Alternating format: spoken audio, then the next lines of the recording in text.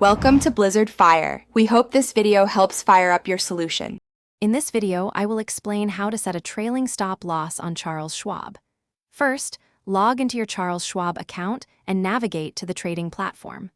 Locate the specific security you wish to trade and click on the Trade button. This will open the order entry screen, where you can begin configuring your order.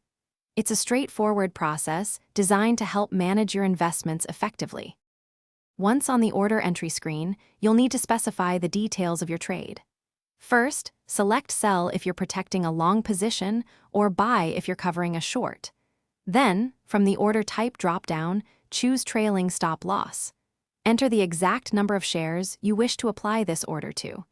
This ensures your order is precisely tailored to your investment strategy. Now, let's define the trailing amount.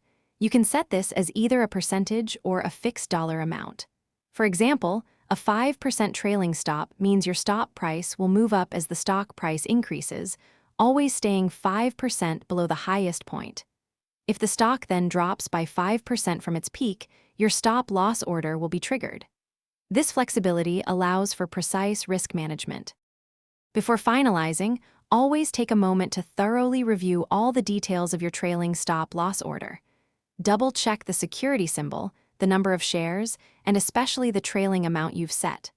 Once you are confident everything is correct, click the Place Order button.